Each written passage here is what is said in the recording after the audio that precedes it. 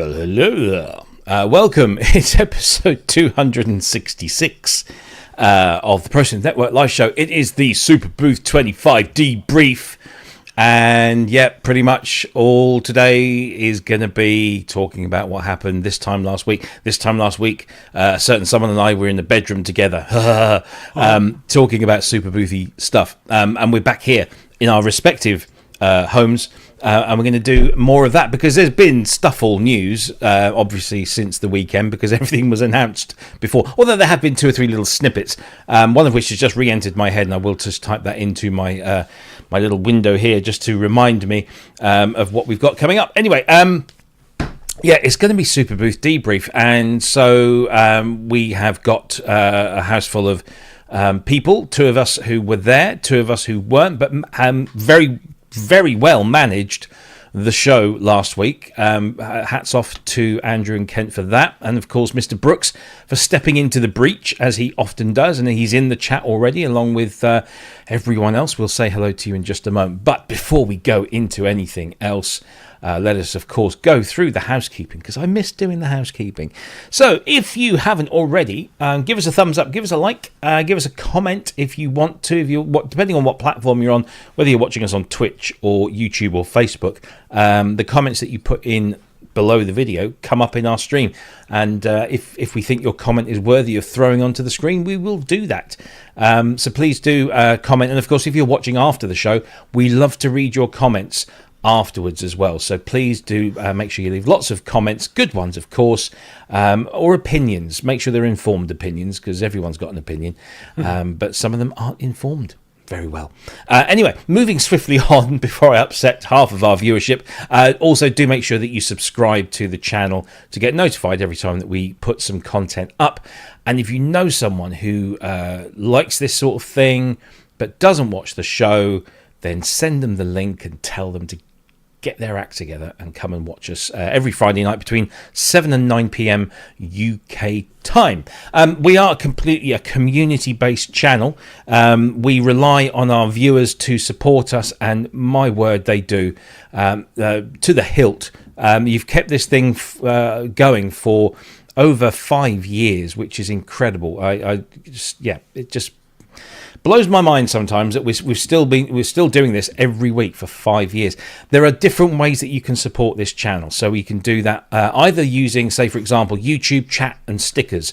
You can do that. You can just click the button and you just tell us how much you want to donate to us. There's no fixed amount, just whatever you feel is appropriate. It might be nothing, that's fine, but if you want to use that facility, you can. Of course, another great way of supporting us is through our Patreon page, which is patreon.com/ProSynth Network. If you sign up there for what is, I think, a minimum of $2 a month, and you can turn that on and off. So if you're having a bit of a tight month, which we're all having at the moment, then you can just turn it off for a little bit. We don't mind, it's fine, and then you can rejoin again. But if you turn it on, you get access to loads of cool stuff. There's all of the Synthspirations video, and more on that later. All the Synthspiration videos are there, completely ad-free and extracted from the show, so you can just sit down and watch just those and nothing else. There are loads of free sounds from our friends such as Mark Barnes and James Dyson and other people as well for hardware and software synthesizers alike, and we have got more coming soon for both hardware and software synthesizers. So if you want some free patches, want to watch some videos, or just support the channel, that's one great way of doing it. Another great way of doing it is through our merchandise store. So we have a huge range of ProSynth Network related merchandise. As you can see, I'm wearing something here in a lovely bright orange color. So you can buy t-shirts, you can buy hoodies, you can buy track bottoms, you can buy bikinis, mouse mats, phone cases, tote bags, all sorts of things with lots of different designs, and there'll be some more coming just as soon as I can get round to designing some stuff. So we will put some more stuff up on there soon, and yeah, it's a really good way of supporting the channel because for every item of merchandise we sell, we take a little bit off the top there, and that just goes into our kitty to help fund the software and the licensing and the hardware and all the things that we do here at the channel. So Patreon's one place, merchandise is another place, YouTube channel, chat and stickers is another way of doing it. So lots of ways you can support us, and we appreciate every single penny, every single cent. every single whatever currency that you might want to donate. Thank you to all those who have donated previously and to those who might donate in the future. If you want to ask a question or make a comment, but preferably questions, they're usually the best ones to have, you can drop a big capital Q in front of it. That would be fantastic because it helps us with our bad eyesight. We're all old men here, so we're all struggling without our glasses. So stick a big capital Q in the front, and then we'll put it into the question bucket and then draw it out at the appropriate time. So thank you for that. If you're into your social media, we're all over the social media, although we don't sort of actively engage on there apart from Facebook. Again, we're old. Facebook is what we're supposed to be doing at our age. But we're on YouTube, Facebook, Blue Sky, Twitch, Instagram, and Threads, and also TikTok. Very briefly, we haven't really gone gangbusters on that because, again, it's not our thing. But if you'd like to follow us there, please do. That'd be fantastic. I think that is all of the housekeeping done. So I just want to say before we go any further, a big thank you to Andrew Brooks, not only for being our moderator in the chat, and he does a fine job. Well, I mean, it's an easy job, really. But one of the things he does do is he posts links to the things that we're talking about. And I hope that Andrew is ready, and I hope that maybe he's got some help because we've got a lot of things to get through this in the next sort of hour and 50 minutes or so. So I hope your fingers are at the ready. You can get all the links in the chat, and also Ben from Musines and Andy Synth Addict will hopefully be in the chat at some point, helping Andrew with that task. But also thank you to Andrew for jumping in last week. You did an admirable job, as you always do.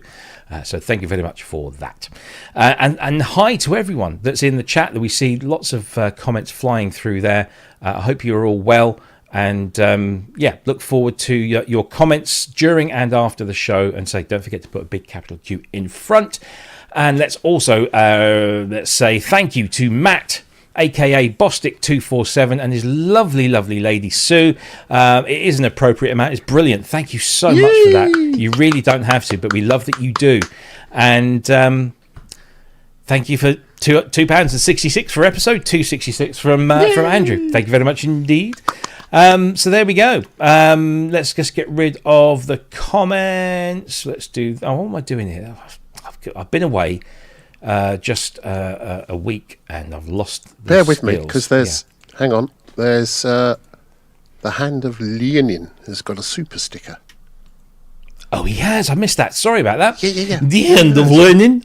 £1.99. Thank you very much indeed. That's super grateful. Or we are super grateful, shall I say. I don't know why that didn't appear in my my little window there. But anyway, we've got it. Thank you, the Hand of Lenin. It is greatly appreciated. Yeah, I wonder why that didn't show up in my my list there. Anyway, it's technology. What do we know? Right, that's enough of me waffling. Let's get on with the rest of the show. Did I just... Michelle Mokus is in the chat. Hello, Michelle. It's been a few... It's been a minute, hasn't it? Literally, it's only been a few minutes since we were last together, and we had a nice big hug on Sunday. At the Synthesizer Museum in Berlin, but more of that later. Welcome to you, fair lady, fair maiden. It was great to hang out with you, as it always is. Anyway, let's bring in the rest of the crew. First of all, he was almost first in the studio today. The one and only Mr. Ken Spong, who's feeding Siri. What are you feeding her? Might be feeding her Tim Tam. Oh. Does that turn her into a kangaroo? She's pretty jumpy as it is, anyway. I bet, yeah. Yeah, bless her. Always up. Sporting her ProSynth Network collar as well, and you've got another one with a collar on. Look, there she is. Look at that. Oh, look. We don't make that one anymore. We don't make the red on white. We just do red on black, and of course Noah has got his, hasn't he? Limited edition, eh? Yeah, absolutely. Very attractive. He looks in it as well. Indeed. Gorgeous stuff. How are you, sir? Are you okay? Yeah, I'm a little bit miffed because of the lack of progress that I had with Muzzy today. Oh, well, yes, yeah. Your carburetor issues. Yes, well, tomorrow is another day. Indeed, absolutely. So we will see. We will see how that progresses. Excellent stuff. Good. I see Dr. Mike Metley is in the chat. Probably worth saying that I can no longer berate Dr. Metley for not buying me dinner, because he bought me dinner. He bought me a Canadian dinner in Berlin, as of course you do. But it was lovely, it was tasty, and we got a free meal out of it that we took to Diana, which unfortunately she couldn't eat because she was sleeping. But at least we got something. We did something.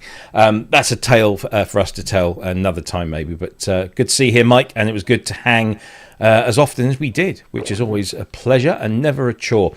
Moving on to the rest of our panel, we have our the guy that was running the show last week, and doing a fair job of it. He's getting the hang of it, I think. It's Mr. Andrew Longhurst. I'm so glad you're back. It always seems so simple when you do it, and you've got this calm reassurance. Even when things start going a bit weird, you just go, well, we're just going to do this and it'll be fine. Rather than, I don't know what's going to happen next. It's good. No, it's great. It's great that you're back here, and I'm just going to sit back and watch you this week. Mike, do you want to know my trick? It's alcohol. Go on. Alcohol. Well, if I have alcohol, I just become a bimbling... Well, actually, I'm a bimbling idiot. Tell? Maybe I should. How would we tell? Anyway, thank you. Thank you for doing that last week, and welcome back, of course, as you always do. And last but not first, we have my co-conspirator at Superbooth last week. He, I have to give him credit where credit is due. He did a lot of the camera holding when we were doing the small number of videos that we did. Yes, but you were aided and abetted myself going around and taking pictures and videos, and we are beginning to put those up onto the channel. We'll talk about those later. But he was my companion, and he was in my bedroom this time last week talking to you lovely lot. It was Peter James Stephen, the man who has 3 first names. And how is everybody? Indeed. How are you? I'm all right. Look at it. See what I did there? Look at that. You got the bag ready and everything. Yeah, it's hanging That's on the old that was from the ESI stroke PWM stroke right. Kurzweil stroke.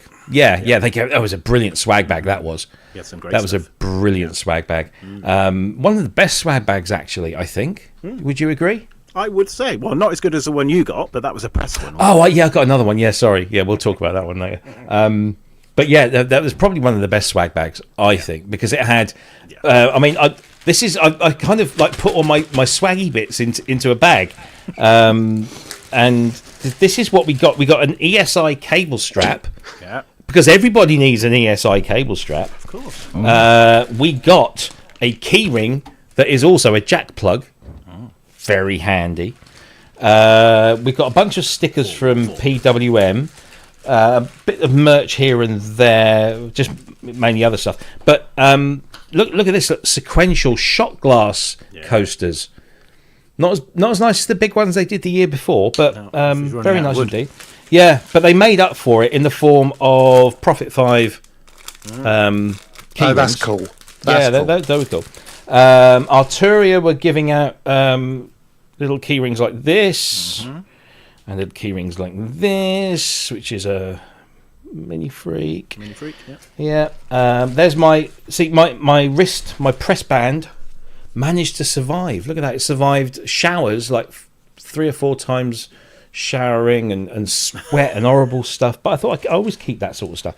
But yeah, that was. We got lots of other bits of paraphernalia, shall we say? There goes my shock thing.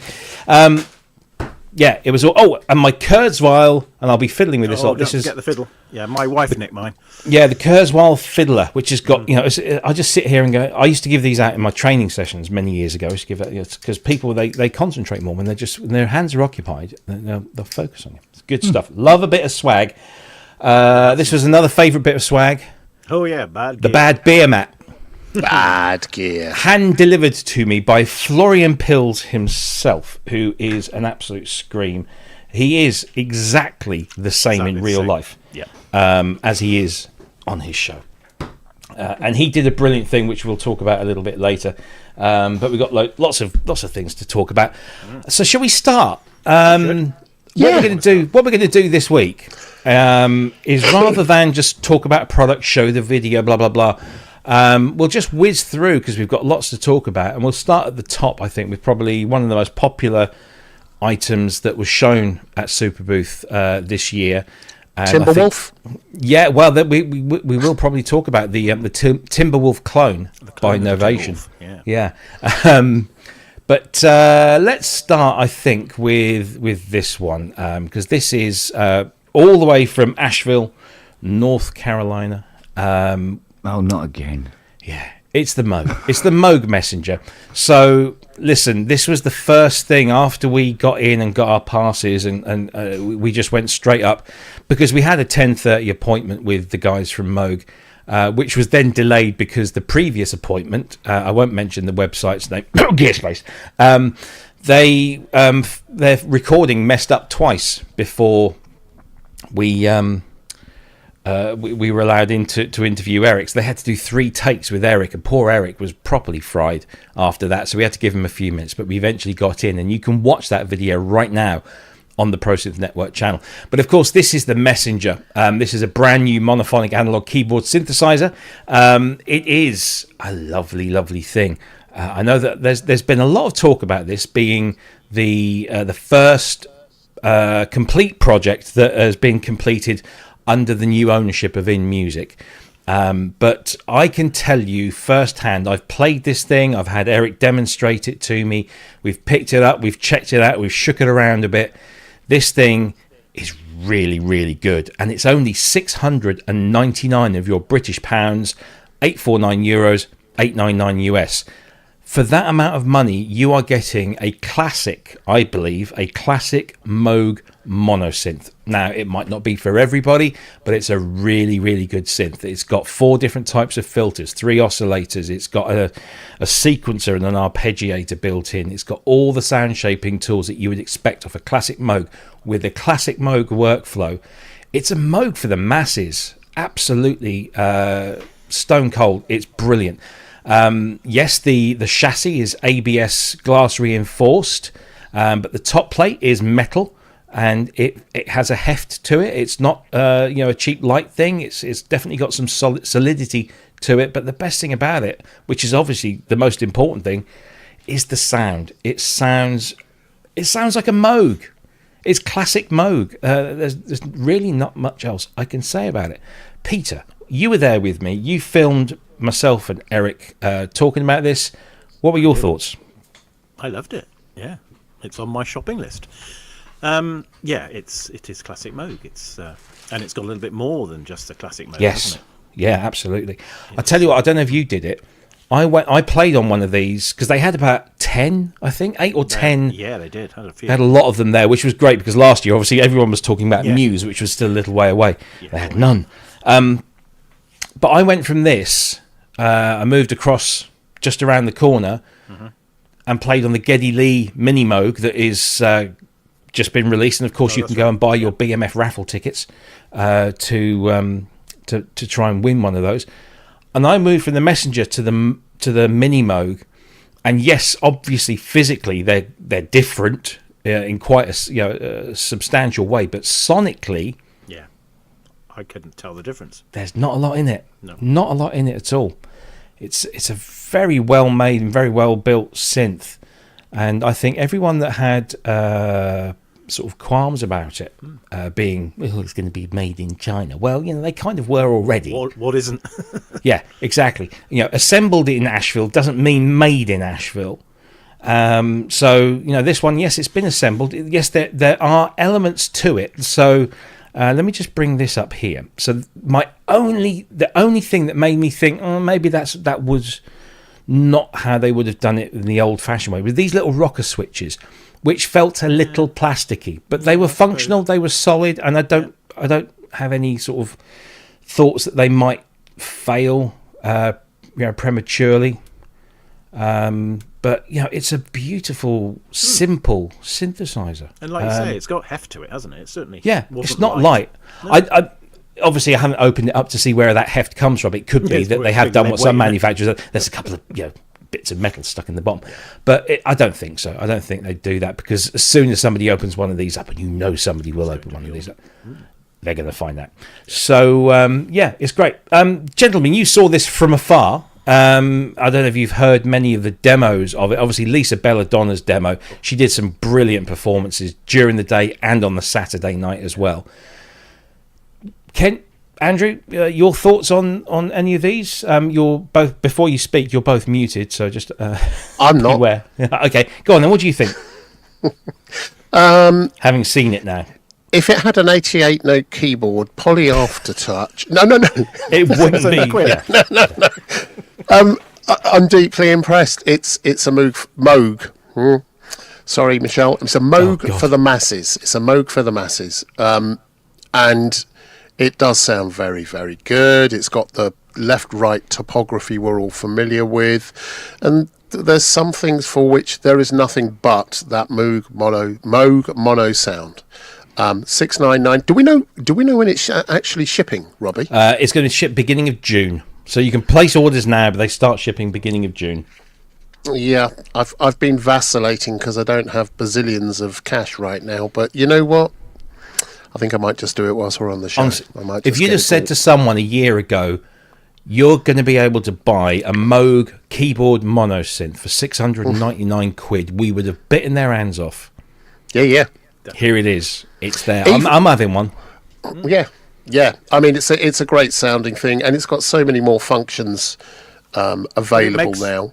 It's brilliant business sense, because if they don't do this, they're And going to go out of business, aren't they? That's exactly it. What a lot of people may have forgotten, or maybe not know, is that Moog were literally days, I believe, days from literally going. All the alarm bells had been ringing for a long, long time, and they needed to do something. The Muse was great. The Muse was already under development. But this is a great way. Let's build a synthesizer that is really affordable. Yes, I know for 699 quid, you could probably buy some better, or should I say more capable synthesizers, but they're not going to have that Moog sound, that Moog, workflow. Those lovely wheels, which just, evocative. And it's got two LFOs. It's got sub oscillators. So all of the pretty much all of the stuff which you would have done previously on the Mini with the Oscillator 3 is now taken care of, and you've got aftertouch, and you've also got velocity. Bass compensation on the resonance. Yes, and that you probably, if you saw the demo, you'll see that when you switch that on. Yeah. And it's worth mentioning because a few people said, "Well, it's got bass in it." You don't have to have it on. It's fine. And if you don't have it on, it's it's the circuits that you remember. But if you switch it on, it makes a big difference. So, I think they've done an amazing job with this. Yeah, amazing. Sir Kenneth of Spong. Unmute your mic first, and then tell us what you think. Remember, Michelle's in the chat.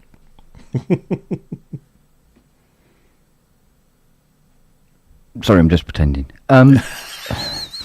People keep comparing this to the Mini Moog. Stop. Fair point. If it was a nod and a tilted hat to any Moog synth, it would be the Multi Moog. Yeah. So this is the Bugatti Veyron wrapped in gold with platinum wheels version of a Multi Moog. Except the price is cheaper than trying to buy a Multi Moog. So, this is a very clever move. It's the people that are saying, "Oh yeah, but it's got a plastic front panel and it's got plastic." It's not. It's metal. It's metal front panel. But I mean, there is plastic involved in everything like that. Anyway, they go, I mean, I've had somebody say to me at the door here when I was picking up some gear. And I said, it looks a bit plasticky. And I go, you do remember the Multi Moog, don't you? Do you remember the Rogue? The Rogue. And the Poly Moog. Yeah. The Poly Moog, yeah. And trust me, it wasn't the plastic that was the problem.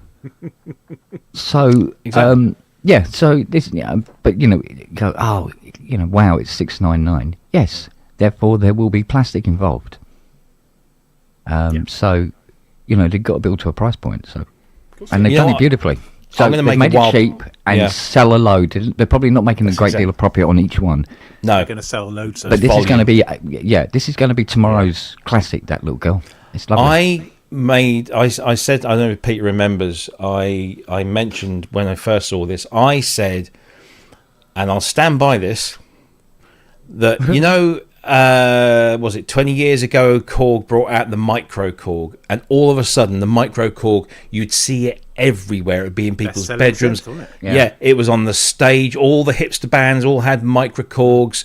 Everyone had a micro. I predict that this will be this generation's micro Korg. I think you're right. For $699 to it's appear the on mono stage. with memories as well, isn't it? Yeah. You can forget that. 256 patches. Yeah. And they're all really good. Yeah. So I predict that this will become, maybe it won't sell as many units as the micro Korg, but it'll be one of those synthesizers. You'll see it in music videos. You'll see it on, you know, whatever is replaced Top of the Pops these days. You'll see it on Jules Holland.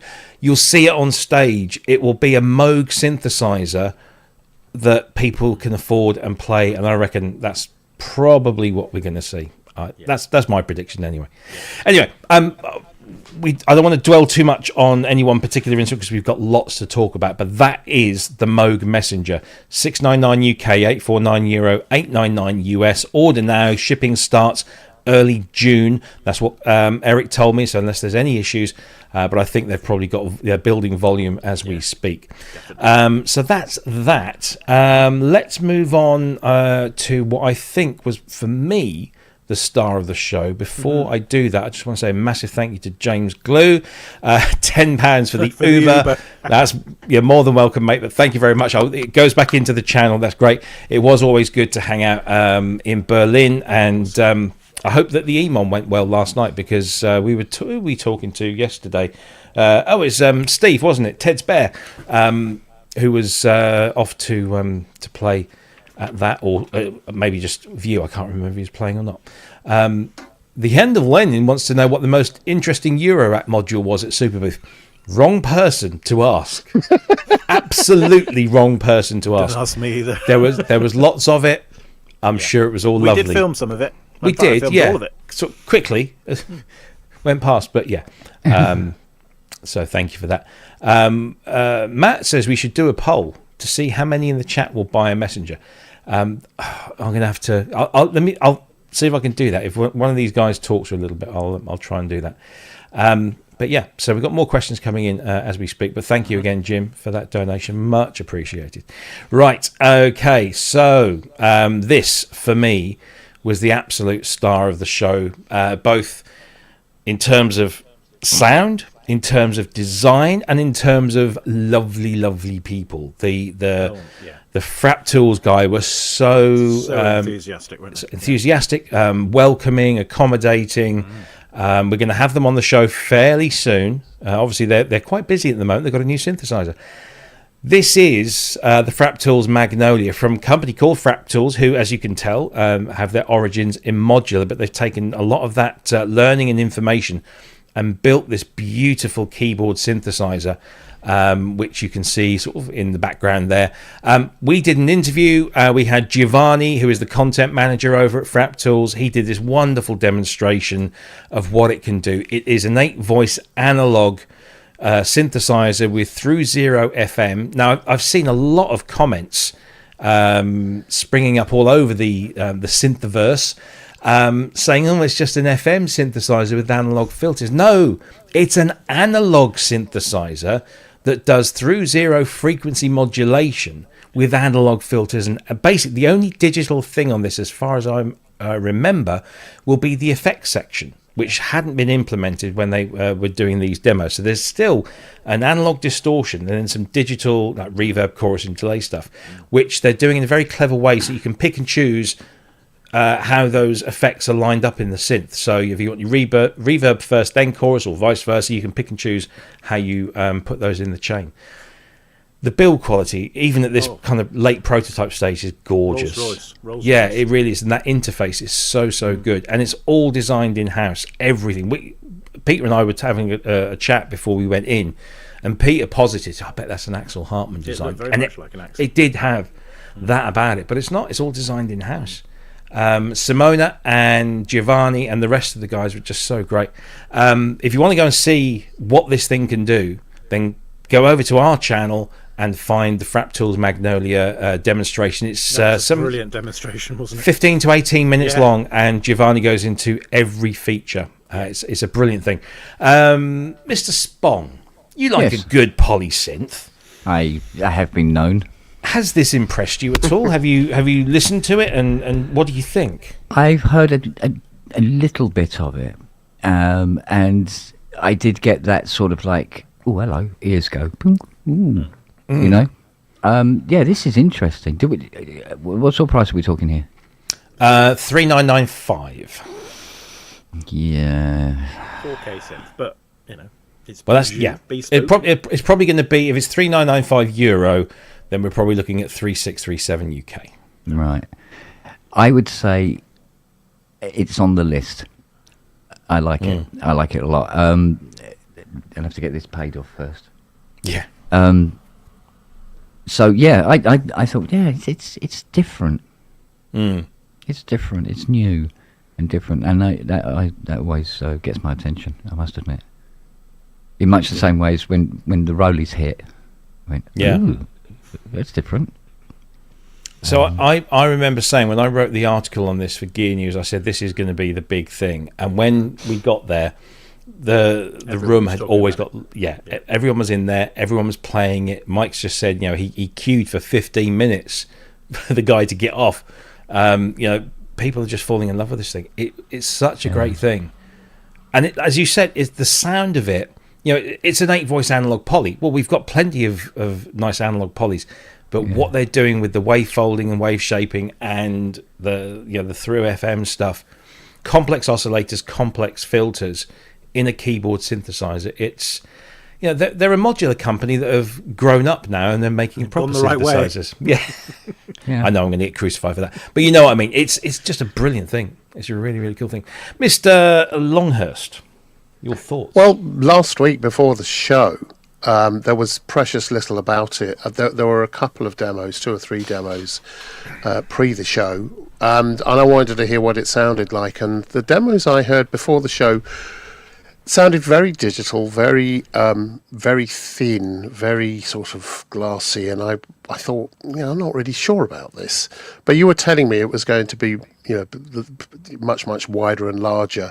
And then you did the video at the show, and I've listened to that. Bloody hell. It's astonishing. It's astonishing what they're doing, and probably worth every penny of the 3,995. By the way, last week we also got, I think the 1 or 2 people said, this is all really expensive stuff for people that can afford really expensive synths, and what about the rest of us that can't I can't afford this. We were just we were reviewing the synths that were being released, and this was obviously and clearly big news. And do you know what? I love this synth. I love what it's doing. I love the ethos. The sound shaping capability is amazing, and it is all analog. So, yeah. That's one which is very, very interesting. Do you know what really did it for me? The ARP sliders. The ARP style sliders, and those real homage to that. Brilliant. Those knobs, they're aluminium, they're like milled aluminium, and they are just glide, buttery. They're just really nice.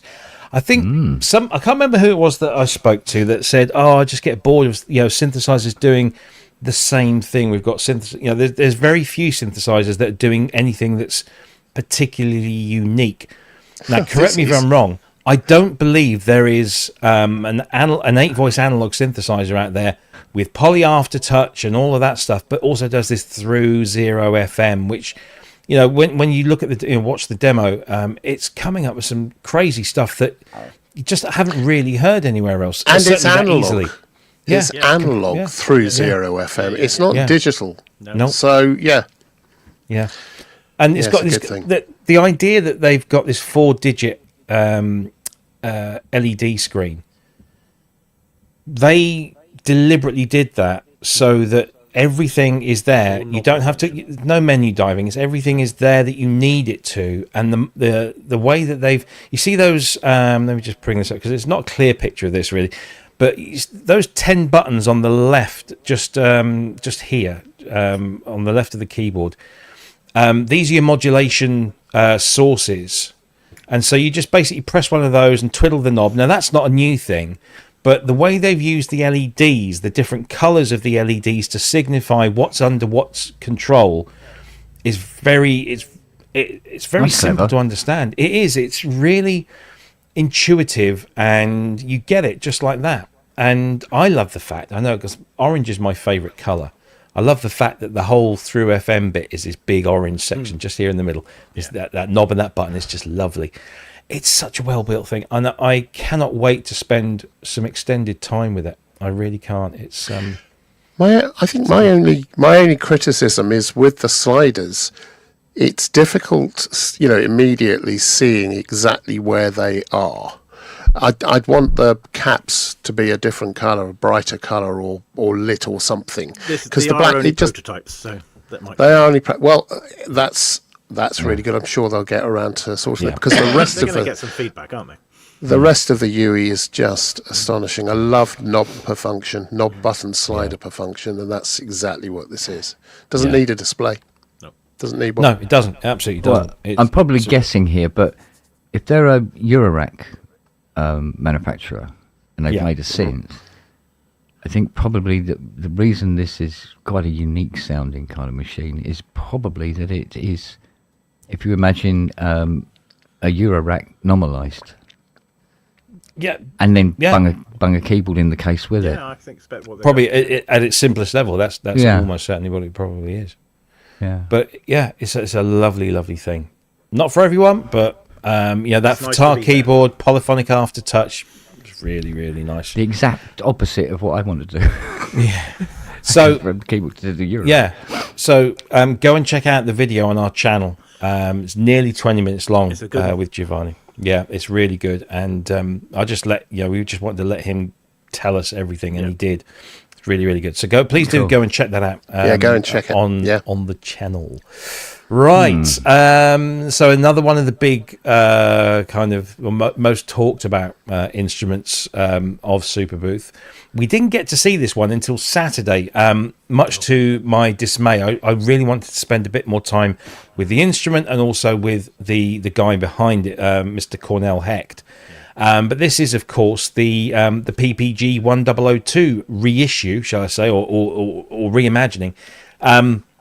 So the story about this is you can read here. Basically, Cornell approached Wolfgang, and Wolfgang gave Cornell the schematics for the 1002, which was an early synthesizer made in 1975. It's purely analog, and by Wolfgang's own admission, it was his attempt at doing the Mini Moog. And when you look at it, you can see where the inspiration came from. It's absolutely very close in terms of its signal path and flow and UI and everything.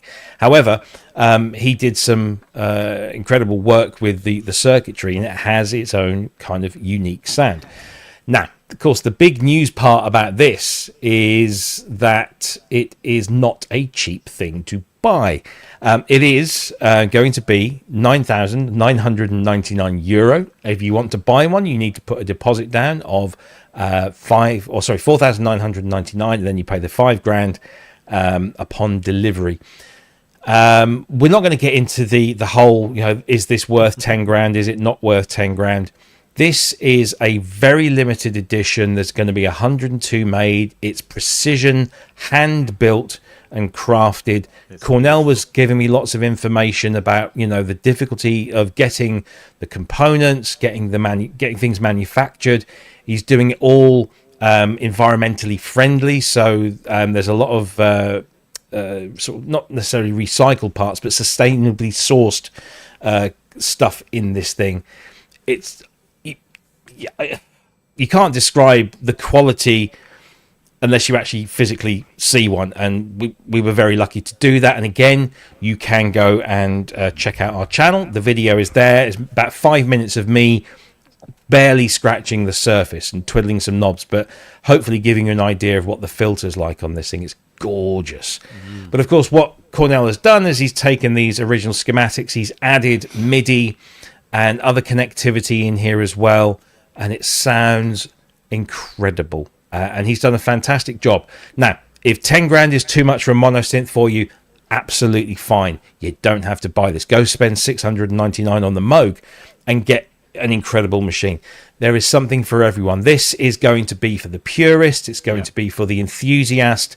And yes, it's probably going to be for the collector. But it's a lovely, lovely thing. And hats off to Cornell for doing it. And I hope that it leads to more things like this in the future that maybe are more within our price ranges. And those end cheeks were cast. They were awesome. Yeah, cast. Yeah. Ben Musines has asked how much it is in pounds, shillings, and pence, and it's around about 8.4. Yeah, so around about 8,000. The pound is strong at the moment, so you know. Yeah. And I got to say, I will put down £8,400 for the 103rd one. Yeah. I mean, Ken says, look, it's a nice collector's item, but the most important part is the second part of that comment. It will help fund other endeavours, and lots of companies have done this. And Cornell is such a super nice guy. He's also a brilliant musician. If you haven't checked out his PPG Wave album on Apple Music or Spotify or whichever service, please go and listen to it. It's brilliant. It's really good. But yeah, I mean, we've probably said everything about this, last week or the week before when it was teased. But have we got? I mean, Peter, I don't know if you had a chance to play around with it, but it is a gorgeous thing, isn't it? Oh, it's beautiful, absolutely beautiful. Yeah. And that's certainly got a weight to it as well. Yeah. Oh, yeah, and some. Yeah. No, it's gorgeous. It's a lovely thing. Gentlemen, elder statesman of the. Okay, yeah, he means me. Yeah. Yeah. To the people who say this is massively overpriced, it means it's out of your budget. That's all. Yeah. Yeah. It's not massively overpriced. If you desperately want a 1002, I know what will help you realise how this isn't expensive. Go and buy an original. Yeah. Exactly. 2.5 times this. Easy. Yeah. So then you go, oh, actually 10k. Poor, that's not bad, and it'll be new. So there you go. Exactly. It's personally, I'm disappointed because I wished he had done the 1003. Okay. Well, you never know. That is a sweet keyboard. Yeah. It really is beautiful. Maybe this will fund it. Yeah. Yeah. But exactly. But as you say, I mean, it's 10 grand, and an original is at least 10. I've seen one recently for about that money, but for about 10 grand, an original one. But as you say, it's original. It comes with the luggage of it being an original, i.e., it's almost certainly going to go wrong at some point, and then it gets quite expensive to fix, if not impossible to fix. This one, modern components, yet a warranty.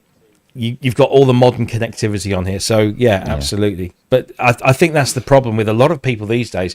They obviously see this and think, oh, well, I can't afford that, therefore it's overpriced. No, you can't afford it. That's fine. There's nothing. There's no crime in that. Do you know what? As I said before, right, that you're getting a lot of budget synthesizers appearing on the market. A lot of them are to try and compete with Behringer, who's doing synths for incredibly low prices.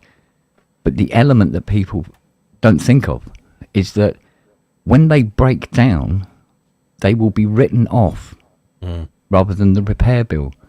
So they may be cheap and everything else, but they become throwaway. So when it breaks, which however long that is, bin. That's it, bin. Yeah. It's not going to get repaired because the bill will write it off. Yep, absolutely. Andrew, you're going to say? Just really quickly on this, you rarely see people with an expensive luxury car with just one. They generally, people that have the money to buy those things have enough money to have more than one and collect them, and they'll buy an original Ferrari 250 GT for several £1 million, and that will go in their garage with their DB3 or DB6, or that's the thing about these things. People that can afford them do, and the rest of us can't afford a DB6 or a Ferrari. That's not what we do. We aspire to them, and we try to get faster cars and all this other stuff, but we don't have those. This is for someone that can do that and that already has a collection of other stuff.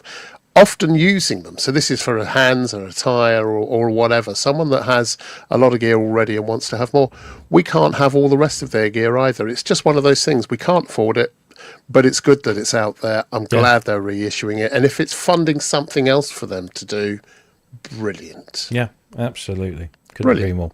And you'll be supporting a really cool guy. Trust me, Cornell is not going to be a millionaire after this. He really won't be. He really won't. Especially, So there you go. That's the PPG 1002, which we got to see and play. That was rather cool. Special, yeah. Indeed. Let's see, we're quarter to the top of the first hour. This one I'm going to talk about next. So we're going to get these guys on the show very soon. They're just finishing up doing the build, the second production run of this instrument, and it is the Supercritical Redshift X, which we have spoken about before on this show. It just received an update that's given it 6-part multi-timbrality. So this is really now a desktop powerhouse. And it's so well laid out. It's such... Honestly, you have to... Again, it's one of those things, you have to play it to really appreciate how well this has been thought through. And the sounds... There's a great video. I posted it up on our Facebook group the other day, where one of the guys from Supercritical just did this nice little demo on a picnic table outside the bungalow. And what got me was that last year, these guys were in a building with a bunch of other people in the bungalow dorf, and they had always had the biggest crowd, couldn't get close to the damn thing. This year they had their own bungalow, so this is a sign of these guys are doing all right from this. So I'm very happy for them. It's a beautifully made thing. It sounds incredibly good, and it's just had this update to make it 6-part multi-timbral. It's 6 voices, 16 analog oscillators per voice, an analog multi-mode filter, 4 envelopes, 4 LFOs, mod matrix, 32 slots, and that's just the start, as they say. It's just a beautiful thing. Sorry, when it says 16 analog oscillators per voice, does it mean 16 analog oscillator types per voice, or 16 analog oscillators per voice? I believe it's 16 analog oscillators per voice. Bloody hell! I know it is bloody hell, though. You should listen. And you look at the box and you think, how have you squeezed that? How, who, where, why? Yeah. How? I had the misfortune. I made a couple of verbal slip-ups across Superbooth. One of which was I said the word Moog in front of Michelle Moog. Don't do that. Don't ever do that. Don't ever do that, because I genuinely wanted a hole to open up underneath me and swallow me up, because we were around this table and I said, oh yeah, they're Moog. And instantly I felt these two eyes boring into my soul.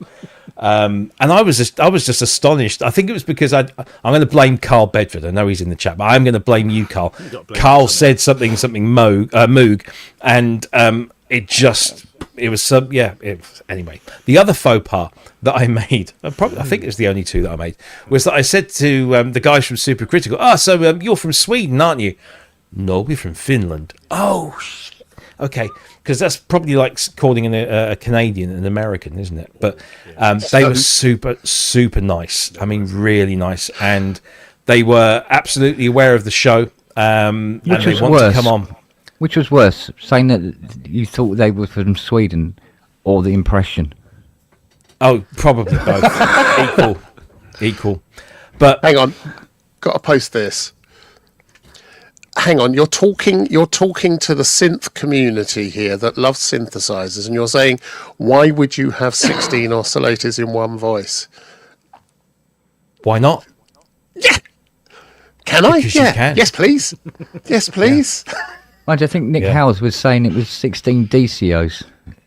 It is. Well, a DCO is an analog oscillator. Yeah. It's an analog oscillator. It's just digitally Under controlled. digital controlled. Do you know what I liked about it? Go on. It had a preset called Polaris Wave. Yes. And it's the same as this baby over here. No, it really is. There's a ring mod thing you can do. With the filter. And it was exactly the same. And now I'm buying one because they nailed it. They did. Yeah. They nailed it. And so it's now 6-part multi-timbral. So you can call up the voice page. I don't know, it's probably got a different name, but you can see the six instruments that you've got loaded, and they dynamically allocate between all of them. So it dynamically allocates all the stuff to the voices. But if you want to lock in one of those parts, yes, 15 loud. When you want to lock in one of those parts as, say, just a mono part, you can do that, and then that means that everything else has got more to play with. So you can pick and choose which part has how much, of those six things, and then it will dynamic. It's very clever stuff, and it sounds incredible. It does.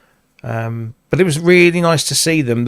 Every year it's nice to see a company that was there last year and is now there in a bigger way and more successful, and a lot of buzz around them. So there you go. That's I'm going to quickly move on because we are running out of time. We've still got loads of things to talk about. But the Redshift 6. So these guys watch the show. They're fans of the show. They're going to come on the show. They're going to give us a demonstration live on the show. So that's all. It's going to be really cool. Yeah, that's going to be a really cool thing. And I want to spend more time with one of those for sure. 96 DCOs.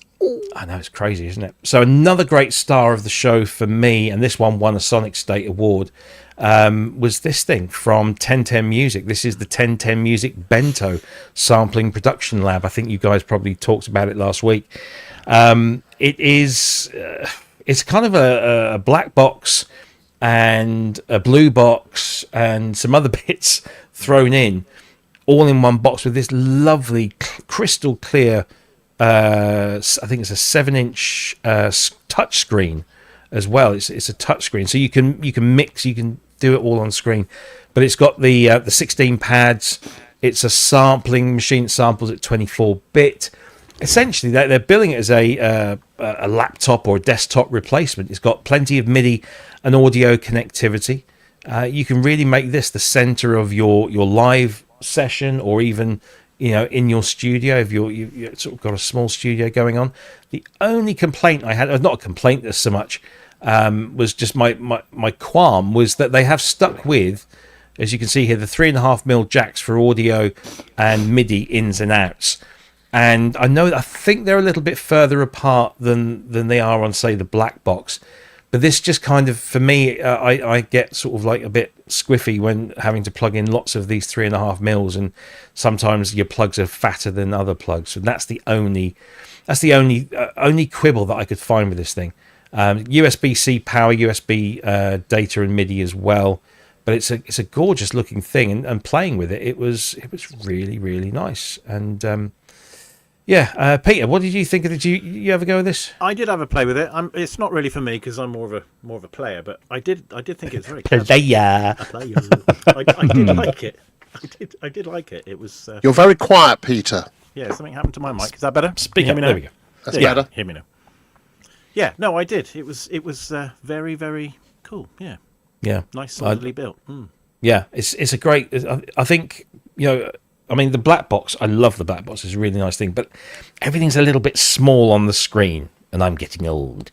So to see it in like really nice crystal clear screen, it's still fairly small, but it's bigger, and it's touch screen as well, which the black box is as well. I just think it's really clever what they managed to squeeze in these little boxes. Well, like Mike said, it is small form factor, isn't it? Yeah, they've always been about nice and compact and stuff. So yeah, but. I think that I could see this appearing at a lot of EMOMs and things as the centerpiece of something that's driving, whether it's Eurorack or whatever else. I think it's great. It's really cool. Andrew, Ken, any thoughts on this one before we move on to the next? Yeah, I don't really have any reference point for this. It's clearly come from out of the modular world, so I don't really understand exactly what it's doing that would help me, a bit like Peter as a player, and or as a portable musician sort of thing. I'm not quite sure exactly what it does, so I need to see a bit more of it. I mean, I'm intrigued by it because lots of people have been saying this is really cool. I'm looking at it going, well, why? And I don't have the why bit answered yet, so I'd love to see it on the show. I'd love to see a proper demo of it and understand exactly why it does what it does. Ken? I don't know. It's not your thing, is it, really? No, I'd have a kind of an irrational repulsion of desktop synths. I just do. It's just like, no, I can't be bothered. Yeah. Put it in a box with a keyboard, and then we'll talk. Yeah. Kind of well, thing. maybe that's the next thing. I mean, I just thought as somebody, I'm not that person, but if somebody, if I was somebody who was doing like small, a number of small units, maybe I had a bit of Eurorack or I had a couple of other bits, and I was relying on, say, I don't know, a key step or a beat step for sequencing bits and bobs. This would expand that no end. This would replace a laptop and probably be much more reliable. But the world would have to be flat first for you to do that. Absolutely. But no, I like this, and the fact that you can you just pop it out and use it on its own because it's got all the stuff built in, the samples and stuff built in. You can use it as a standalone thing. Is it possible we can get one of these in to have a look at? Because I really honestly I'm intrigued. I'd love to see it. If we can get one in, someone could get it in for someone to review. I'd really like to do that. Unfortunately, the thing was, and I will try, but I did try to speak to a lot of these people in person, but the 1010 music stand, understandably, was quite busy, and every time we walk past it's difficult when you've kind of got a plan, you want to do stuff, and if you sit around for like half an hour waiting for for them to be available, exactly, it kind of ruins stuff. But yes, we will try and do that. So 1010 music, Bento, go and check that out. It's very cool. Right, I'm just going to whiz through a couple of quick things that we don't need to really spend huge amounts of time on, but I do want to give them a mention. So first of all, it was brilliant to see these guys at the show, Modal.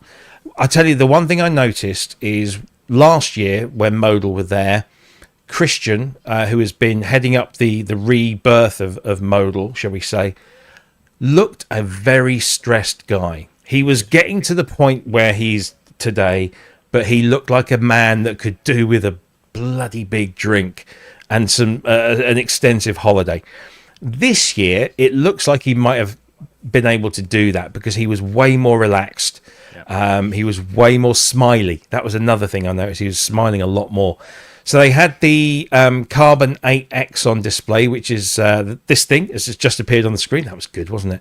I did that deliberately. It's the 61 key version of the Carbon 8, which they debuted 3 years ago, 2 or 3, 2 years ago, I think it was. 2 years ago, and it sounds great, and it's a really nice complement to the Argon and the Cobalt, which are excellent synthesizers. So this is a really nice addition, but now you've got the 61 note version, and there's stuff in the pipeline, and again, Christian has said that he will gladly come on the show and tell us everything that we need to know. And it was brilliant to see Barry Nielsen there as well, who's their test manager, who I've known for a little while, and he's there as smiley and helpful, and great to see them. So well done. And it would be great to have him on the show because there was a lot of confusion around about the time that it almost went out of business and it was taken over. The fact that he's got all those people still involved and managed to turn it around. I know it's stressful for him, but he's managed to pull it out of the bag, as it were. Be lovely to have him on because just to hear that, all about that story. And I wish them every success going forward. I really do. Absolutely. They deserve it. Another thing that we sort of had a quick look at but didn't spend a huge amount of time was the really DIN like sync. this. This is brilliant. This is an acoustic lathe, so you can make your own dub plate. So you're not going to be able to start your own record label with this. But if you just want to have something on vinyl, say you've made a banging track and you want to play it out in the club and you know your DJ's playing the vinyl stuff, this thing will sit on top of pretty much any turntable. Yeah, they've got it with either a 1210 or a 1210 replica or clone at the show, and it was cutting the acetates right there and then. This was actually the rig that we saw. It was this very rig. Very clever thing. I mean, if you want to do that, it's great. And I can't remember what they said the price would be. It's not that. I didn't get the price out of him. Yeah, it's but what a great thing. Not a synthesizer, but a great way of getting your music onto a piece of vinyl. even though it's just for a short time, because the thing with acetates is that every time you play them, they get worse. It's one of those things. It's back to the Edison cylinder again, isn't it? Really? Absolutely, yeah. Let's see, another thing that was there. We'll talk about, let's do this one. The Phase 8 prototype from, it's got, why has it gone all black there? There we go. So this is the Korg Berlin instrument that every year comes on a little further. But now, the version that we saw, which looks a little bit like that. So that's pretty much the end result. That's going to be available to buy from January of next year, they told us. Yeah. Oh, Carl just said the lathe is $2,000. The Dinsink lathe is $2,000. Thank you, Carl. I knew you'd know. Because he'll be cutting his own acetates like Billy-O. So the Phase 8 is there. Now, sonically, it was doing pretty much what we saw last year, but now we've kind of got a form factor. What did somebody call it? The Volca finger piano. The Volca finger piano. That's it. But it's a lovely sounding thing. It's really interesting. And again, that the people that are saying, "Oh, there's synthesizers out there that, they all sound the same." This doesn't sound like anything else. No. So this is very nice. So at home in the woods, that was. Oh, absolutely, yeah. So it's nice to see that. Hopefully, making it into production next year, and then say this time next year we will talk about it in a little bit more detail. Another quickie. Sorry, Ken, but I'm going to sort of brush this one through very quickly, but I want to mention it. ASM, they were there at Superbooth. Ken Flux Pierce wasn't, and I haven't forgiven him yet. But they have just updated. This is, it's probably why he was busy. That's what I'm going to say. So there's been an update. So you get the Hydrasynth manager has now become the ASM manager, which I would and many others would say that if it's now the ASM manager, maybe that means it makes you wonder if there's something else coming Come that on, isn't called the Ken. Hydrasynth. Spill the beans. Very busy. Yeah, he was at his feet up drinking beer all weekend. There's a new firmware for the Hydrasynth, for all versions of the Hydrasynth, firmware 2.2, which I think is more of a bug squashing and performance thing. Yeah. And there's a new SE patch bank. And I do believe Ken might have also released a free bank on the official ASM Hydrasynth Facebook group. Or is that the other one? I don't know. But anyway. Oh, by the way, yes, here you go. Breaking news. You heard it here first on the Process Network show. Oh, man, I can't wait to showcase our new digital kazoo. You jest. It's what the world has been screaming for. You jest, but there was a digital recorder there. Yeah, there was. You jest. Anyway, back to the news that there is this new firmware update for the Hydrasynth. So if you own a Hydrasynth in any shape or form, update the firmware, get used to the new ASM manager, and hopefully we'll see some more stuff there. And so there's a patch bank there of 128 new patches created by some of the top sound designers in the industry. So that probably isn't the one that Ken was working. No, I don't mean that. I don't mean that at all. He says, "I love that you think I'm joking." Yeah, well, yes. Who do you work for? Do you work for Korg now, Ken? Yeah. And this is another quick one that we should. Actually, you didn't create any of those patches. Ken, am I right that there's you put a free bank up on the Facebook group, or was that something else? I don't know. Just let me know in the chat. The other thing that was sort of a quick one, but we'll mention it anyway. The Essence FM from Kodamo has just finally received its version 7 firmware, and just to go through this is the list of additions and fixes. So you now have 2 LFOs. You've got an improvement on the user interface. All the volumes for all the operators can now be edited at the same time. You've got the ability to save the patch and bank that you start up on, which wasn't there before, which was a frequently requested feature. The MIDI player now can play through, MIDI out. You've got play next features and loop features. Effects presets, so you can save up to 128 different effects combinations in slots, so you can just pick them and just throw them in as and when. Free running envelopes, a 16-track, 128-step sequence stored in each performance. There's a few bug fixes on there. There's some tweaks to the MPE capability.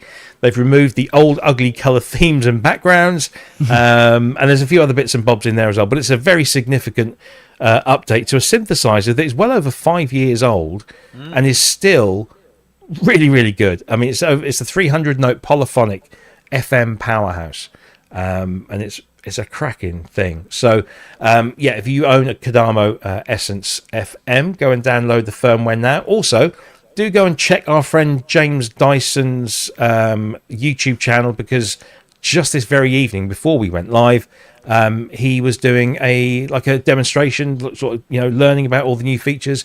So go and check that out. And he's promised some patches. So fingers crossed for those. Incidentally, that firmware update for the Hydra. Yes. One of the few people that I know who have Hydras, I think nearly everybody I know has a Hydra. It's ridiculous. Yeah. One of the things that it fixes, which is why it's going to be worthwhile putting this update on, is note bursting that it does occasionally for no apparent reason when it's connected to a door, and it just goes like that, and it scares the living crap out of you.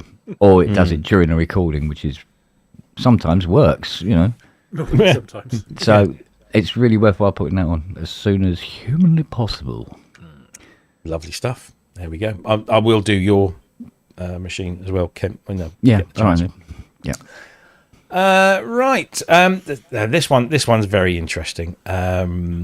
So let me just switch to this. So where are we? We're 7 minutes past the hour. So I think we're on course to cram everything in. This is a busy show. So we went and stopped by to see Paul Whittington of PWM. First of all, whenever I talk to Paul, bless him, he's a lovely, lovely guy, but I can't help thinking I'm talking to Andy Bell. He looks so much like Andy Bell. However, he's a brilliant man, and he's doing some incredible work. The Mantis is getting a 2.0 update. You're going to have Oscar wavetables in here as well. They're working on those, getting those out of the Oscar and into here. And that's a lovely thing. The Mantis is a great thing. But what we can't show you on this website is what Paul Whittington had in his lunchbox. Paul Whittington's lunchbox was considerably packed. Well, actually, not considerably packed. It was quite empty. Yeah. There wasn't much in there at all, apart from a Chinese equivalent of a Raspberry Pi board that was running a very, very custom build of a Linux operating system. Literally, they stripped everything out and they just left in exactly what they needed. There's no name, there's no visuals, there's no concept other than this is going to be the heart of a new synthesizer. So Paul's mandate, shall we say, was to build an analog synth, a hybrid synth, and a digital synth. And he's now working on that digital synth. What we saw was stored in a lunchbox with a couple of holes cut in it, connected to the MIDI connections on the Mantis, and also to his MacBook, which has got a user interface, a mock-up of what a potential user interface might be. This thing has unlimited polyphony. It's massively multi-timbral. It's got all sorts of things going on inside it. And we can't really give you much more detail than that, other than it's got a built-in sequencer, and he pressed play on the sequencer, and it played an almost note-perfect, sound-perfect version of Don't You Want Me by the Human League, including all of the vocals, all coming off this little Raspberry Pi-esque board. You then showed us on the keyboard the individual parts. It was definitely... Yeah. So we were playing the girls' voices just off. So this is all in this tiny little thing, and then he loaded up another song, which we can't play it on this channel because it was a rather rude song, but it was funny and it was interesting. So and the vocals, they were samples, yes? They're all samples. Yeah. Everything's put into all samples, but if you want to hear it, I do believe Tom at Synth Anatomy managed to capture it on video. So There's do go over on Sonic State at the end. And there's some on there as well. Yeah. And we kept going around telling people, go and see PWM and ask Paul what he's got in his lunchbox, because he was super excited about it. And And on the show soon as well. It could have been misinterpreted. Indeed. You said, yes. Well, that's what we you said wanted to do. earlier. You said earlier he had a mandate, and I thought that was what you and Peter had. I was just, No. I thought you were in the. No, it wasn't like that at all. He's standing in for Matt now. Indeed. Yeah. So, brilliant stuff from Paul. And as Peter has said, Unlimited polyphony. Wow. yeah, Paul's going to come on the show. So hopefully, we'll see more of that. But he was so enthusiastic about it. And he's such a if cool you ever little get the chance guy. to see him Yeah. at a live show, go and have a chat with Paul. He's brilliant. Yeah, he is. Yeah, and so that was very impressive. But it's nice to see the Mantis getting this, this increased love, especially with the Oscar stuff, because of course Paul now owns the Oscar brand as well. Oh, That's going to be really. There's It's some like stuff going to come Chris there. is still with us. It's brilliant. Yeah, Yeah. absolutely. yeah. And if anybody's got an original Oscar for sale, get in touch with Paul. He might be interested in buying. There's reasons for that, but he's definitely interested in getting another one, because he's already got Chris's, which obviously now belongs to his wife. But he needs to do some work, and he doesn't want to do it on Chris's, understandably. Yeah. Right, so that is PWM. You got one in the garage, Kent.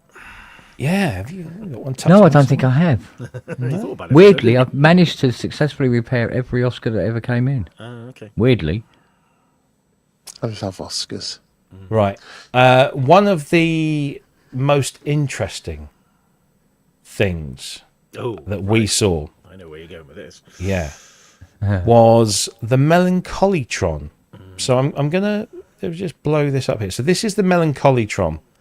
Now, I had a slightly surreal experience, because when we were waiting for our appointment with Frap Tools, me and Peter were casually stood just outside the bungalow thing, and Bo Beats turns up and starts chatting. And I was like, oh, okay, I'm talking to Bo Beats. Yeah, this is interesting stuff.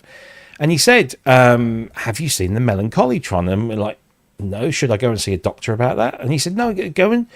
It's a beautiful concept. So the Melancholyron is essentially a sample playback machine, but it's a sample playback machine with the difference. What it is, it's a free synthesizer. What you see here is completely free. This synthesizer is free. The manual will cost you €550, but you get the synthesizer for free. And I'm not being facetious here. The manual is this beautifully created book that explores the concept of melancholy, the different types of melancholy. And the designers have come up with this way of expressing melancholy through sound. We spoke to Allard, who's one of the guys behind this. And what he's done essentially, they're only going to build 10 of these. Okay, he's managed to find 10 USB 25B key USB controllers, and he's dismantled them into parts and then builds them into these unique cases. And I think every case, I believe, is going to be different. But as you can see on the surface there, you've got these 8 knobs. And I don't know if you can make it out because it's a little bit blurry here, but you can certainly see the bottom ones. You've got clouds, you've got stress, you've got weight, and you've got focus. There was another one called longing. I think there's a yearning one as well. And these all kind of relate to synthesizer functions that kind of express. So if you turn up the weight knob, you'll get a much heavier bassy sound. It's describing the sound, isn't it? Yeah, if you turn up the longing control, you will get a longer release. So this is how it works, and it's just brilliant. And then you've got this paradigm button, which you can press to change the sounds. The sounds that are sampled in here have come from Allard's extensive collection, a lot of them, from his extensive collection of Casio home keyboards, your Casio tones and all that kind of stuff. He sampled those and processed them and built this thing, and it's a lovely, lovely thing. If you think I'm just talking absolute rubbish here, I wouldn't blame you. But go and watch. There's a video on YouTube of Allard Popping demonstrating. it in the chat now. Yeah, go and watch that, and you'll get it. And we've said this before this evening that lots of people say that there's synthesizers out there that don't do the same bloody thing. This is different. This is unique. This is somebody with a passion. I mean, I don't know about you, Peter, but when we were talking to him, he came across as somebody. I don't know whether it was being put on, but he came across as someone who was consumed by melancholy. He was. Yeah, he wasn't worried about how many sold. He was he was just or whatever. And there was just this real casual. It was just. It was getting onto his page was funny. You had to go on his computer, didn't you? Yeah, he said, if you want to sign up to my mailing list, please enter your name into the computer. You got like a really basic spreadsheet open. Yeah, it was just, and you just put your name in, you put your email. But it worked. I got my first newsletter just the other day. But this was a lovely thing. Yeah. And they're only making 10 of these, but the plan is that he wants to do a desktop module.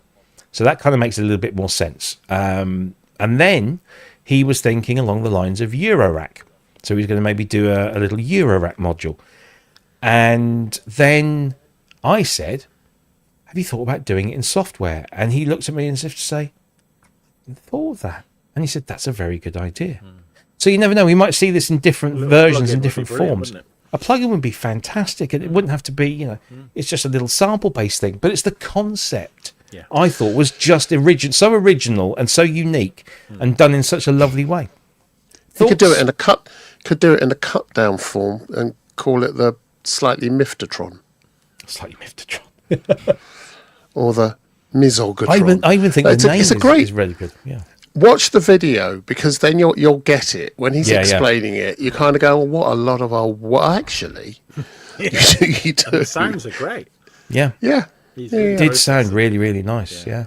And it is different. It's very different. Yeah. Does it have polyphonic pressure of a mortgage? No, but I'm sure they will take your suggestion. I just love this sort of thing. Little bonkers ideas. There was another device which we didn't see, but we had brilliantly explained to us by Gaz. We did. Where it's a company. There was a lot of Chinese developers there. Come up with really ingenious things. But it was a cord, almost like a lawnmower starting thing, but thinner, and it had tension. So as you pulled it, you had more tension in it. And the more tension you put in, the more CV it would output, and you could affect your sounds with this thing. And you could use your finger so if you've got the thing here, but you could just increase the tension just a little bit by twiddling. It was just a genius idea. And I know somebody said that something similar has been done before, but what a great way of interpreting interaction with sound. Yeah. Very, very clever. That's the joy of Superbooth. You don't know what you're going to get or see. Exactly. Yeah. There's always something surprising. Nobody's really revisited that drain pipe thing, remember? Oh, what, the Kaleidophone? Yeah. Yeah. Hasn't really been revisited, has it? Has it? Well, no, I mean, but Warhouse still makes those and still plays them live. And no one's yet matched the MIDI plank thing we reviewed on here. No, I didn't see that there at all. No. That was just... Probably a good thing. Yeah. They probably saw the bit of video of me trying to hang myself after the review. Yeah. Yeah. Another thing that we saw our old friends over at Groove Synthesis with the Third Wave 8M. 8M, yes. Hello. Yeah. So this is a cut down version of the Third Wave, and it's cut down in the terms of voices and parts. So instead of 24 voices, 4 parts with the regular Third Wave, you get 8 voices, 2 parts. But trust me, this still sounds incredibly good, and all patches are compatible. Yeah. So if you create a patch on the 8M, it will work perfectly on the other one, and vice versa. Obviously, you'll lose the 16 notes of polyphony and 2 of the parts. But it's still 3 oscillators per voice. Yep. It's still all of that. Yep. So it's just a really affordable version. So I say affordable, it's $2,000 US. So we're probably looking at like 17.99 UK or around that. But it's this lovely thing, and it's the display on this is bigger than the ones sharp. on the other ones, and crystal clear. But yeah, it's a much more compact version, but it still sounds amazing. And Bob, bless him, he said, I'm a little worried because I don't want to cannibalize sales of the original. And I said, I honestly don't think you will, because I still want the original. Yeah. I'd be happy with one of these, but he was thinking along the lines of, if you want to go on the road with this, you can just take the 8M with you, which would be quite good. Yeah. Well, a question I wanted to ask about that, first time you mentioned it, when you said about the patches from the big one to the little one, but you only get the 2 parts, are you able to choose which parts goes in? That's a good question that I don't know the answer to. Because there might be 2 particular parts in the patch that you would like to use. It might be that parts 1 and 2 will always go across. Yeah. That could be the rule. But no, that's a really good question. I didn't ask that. Why the hell did you not tell me to ask that when I saw it? Because I didn't know about it until you said after you came back. Honestly. So, and my TARDIS is broken. You can't get the stuff. Can't get any fuel in the car at all. But look at him drinking from his water bottle. Sorry about that. That's why I've just ordered a new one. Oh, so that's what happens when you don't leave it on a train. I know. But no, hang on. Here's the thing. Here's the thing with this. Go on, then. I've been thinking about this. Each one of the presets is a preset in and of its own right. So even if you've got 4 patches that are multi-timbral in the third wave, you've got 4 separate patches which you've saved, and you've bought them in and you've set them up as a performance. That's so my understanding. So all you're doing is pulling in the performance. You're not changing the presets. You can bring over the presets you need, I would imagine, and vice versa. So you still have that option. And if you want to do it twice, then you have to get another one. Well, again, we told Bob unequivocally, you've got to come back on the show and talk about this, and he said we will. Yeah. So he's lovely. He's a lovely fella as well. Oh, it's so just bound. I saw him filming. He's got if you go onto the Groove Synthesis Facebook page, he filmed this like introduction. He was outside the front, and then come follow me, and then he's bouncing around, and there's so and so. He's so full of energy, and he's so friendly, and the whole team they're brilliant. They're great. Really. I remember there was some commenting about why bother with this when you can go and get the cheaper version of the wave, and I've had this conversation so many times. The third wave is not a wave; it's got that as well, but it does so much more. It is an extraordinary synth. It's extraordinary. It's the classic, apples and oranges. You can't compare the two. Really. You can't compare. Third wave 8M module, 1,999 US. So whatever that might be in your currency, but I think it's a really good thing. It's a very good thing to have. Right, we are kind of working our way through because I want to spend a little bit of time just talking about the event itself. But this thing, I'm going to hold my hands up, and I don't know about you, Pete, unless you snuck off somewhere and had a look at this. This one. And I thought, quite surprisingly, the Polysynth, the Sonic State Polysynth of the Show Award, and that was the Artemis from Dreadbox. Now, I've watched the demos, and yes, it sounds lovely. I really kind of like this. And maybe they gave it to this because this is a finished product, and maybe the Magnolia isn't, and so we'll see. But lovely thing, and I have to apologise.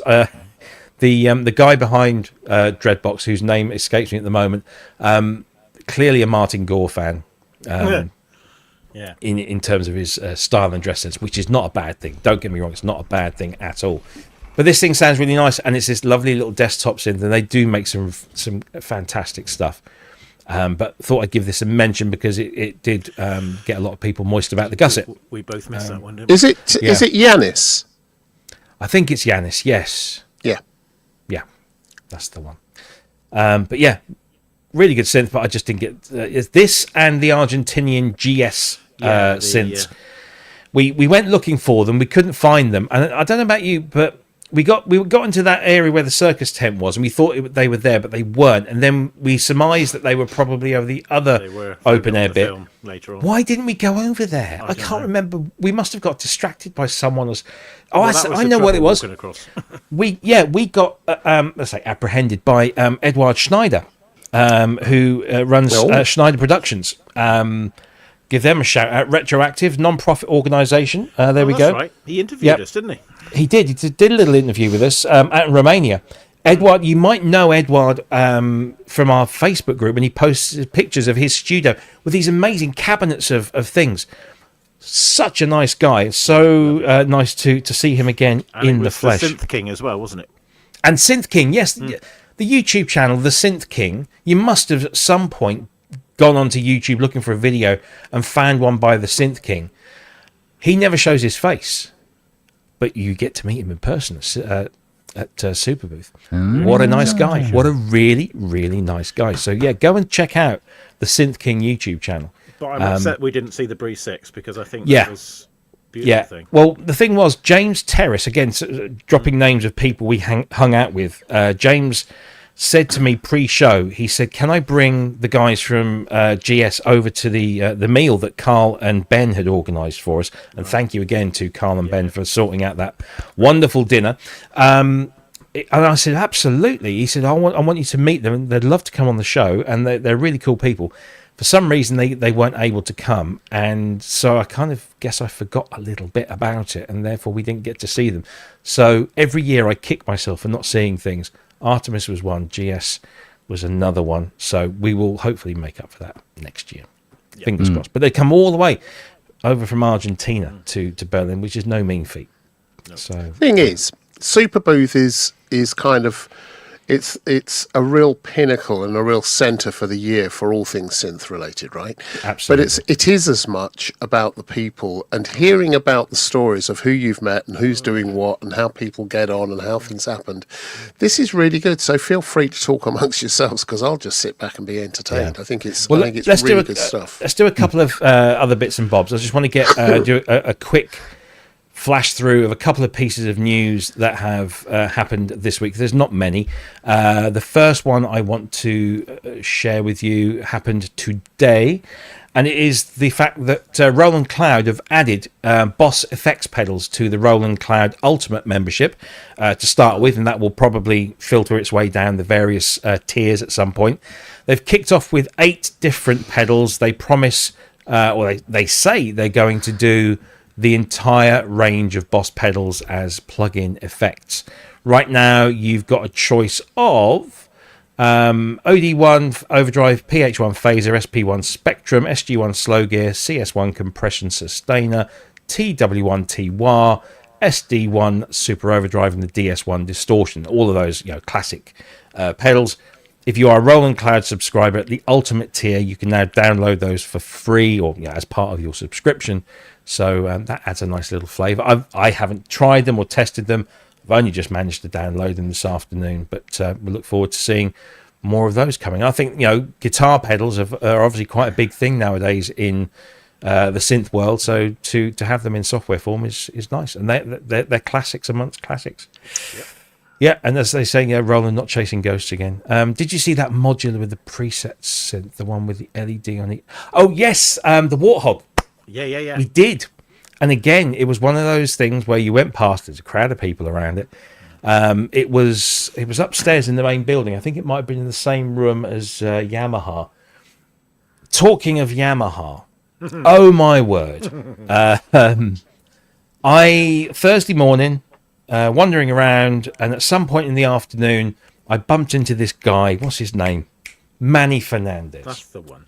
That's the one. Who? Manny says, Manny goes, hey, have you been to Yamaha yet? And I'm thinking, well, no, I wasn't going to go and really make a beeline for them because they've got nothing new to show. He said, go and see them. And his words were, you will smile.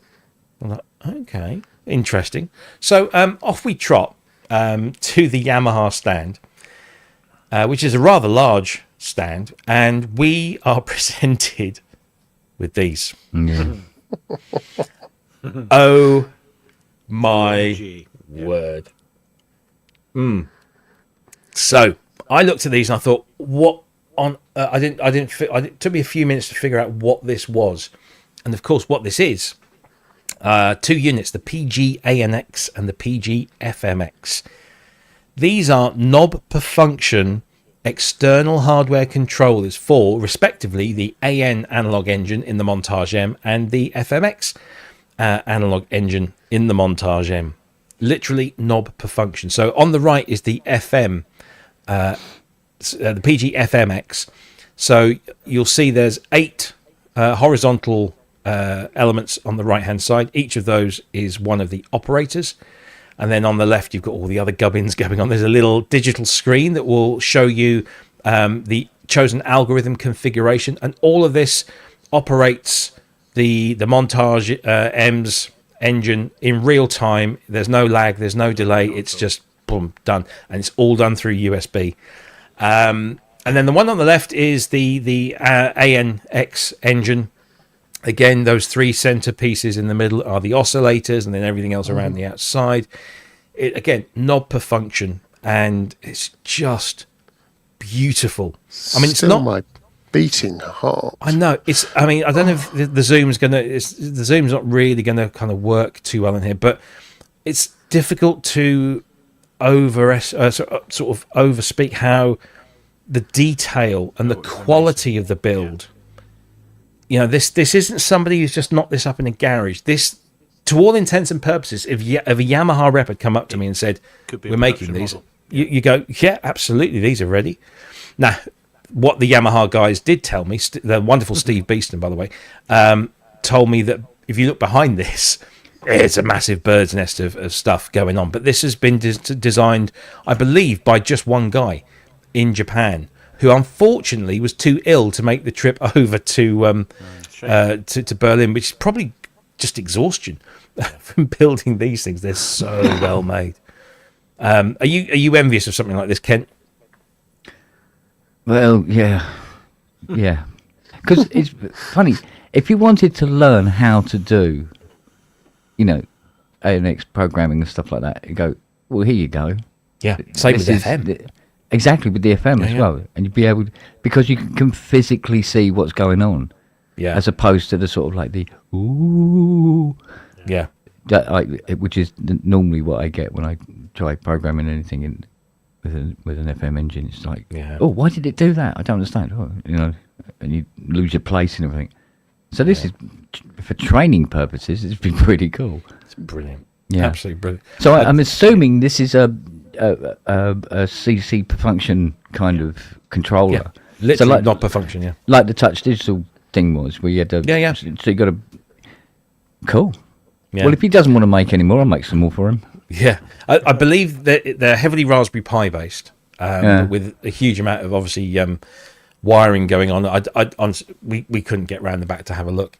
But it's just a remarkable thing. It really was. And I'd love to be able to just like spend a week in a room with a Montage M and these, just exploring it. It's just fantastic. The other thing they had on their stand, which has been there it's been around for some while, was this thing, which was the what do they call this again? The Enigma machine? the Reface robot. Yeah. Oh, okay. So every single control on the Yamaha Reface CS, as you can see, has got a little finger connected to it, which are connected to these little servos at the top.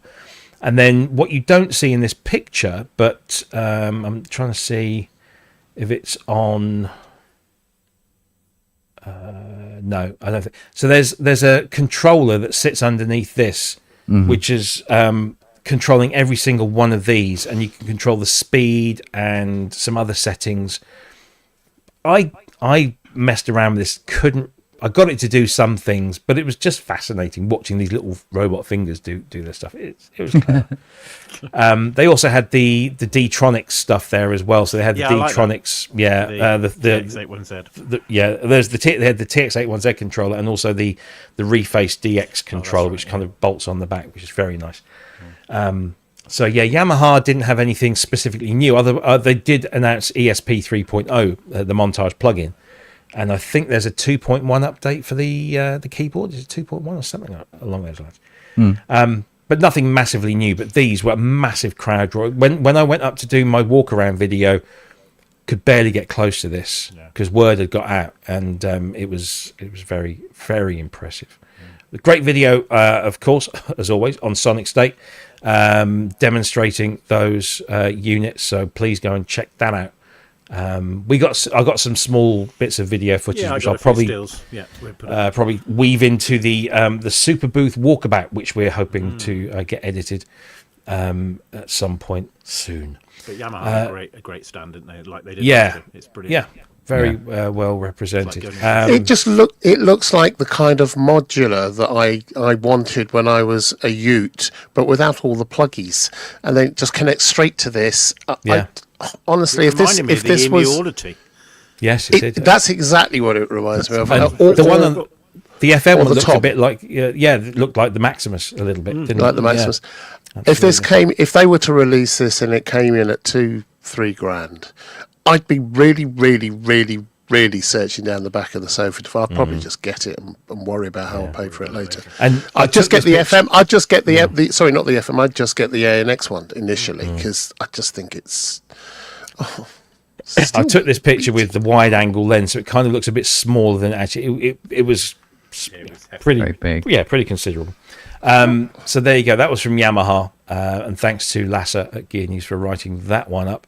Also, we've had this. This was released on Thursday, although I've had mine for a few weeks now. I actually took mine to Superbooth, but didn't take it on site because it was still secret. But there's not a lot to tell, really. It's the new Microlab from Arturia. It's the Mark III.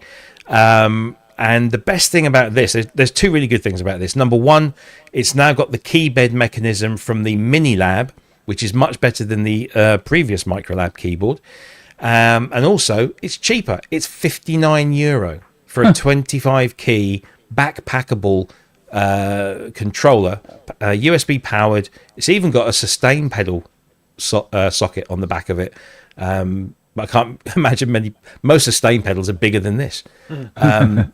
But you've got the touch pitch bend and mod, which are very nice because it's one of those pitch bend strips that when you put your finger in the middle of it, it doesn't affect the pitch until you actually move your finger up and down. I've had some that are quite terrible trying to get that center bit without messing around with it. Yeah. But yeah, it's a very basic, very simple, but stick it in your backpack. And for your €59, you also get Analog Lab Lite and Ableton Live 12 Intro or Lite or whatever the basic version of that is. So you get all that thrown in. Great. That's a pretty good deal, isn't it? Yeah. Mine. I was going to get it, but it's just a nice, lovely little compact thing. Will fit in your hand luggage, no problem at all. Right. So another great thing that happened over. Well, actually, was it the end of the first day? Yeah, it was in the end of the first day. Yeah, Thursday. Yeah, that's right. We had this brilliant celebration of Sonic State, who we must all look up to as kind of the granddaddy of these sorts of shows that we do. Yeah.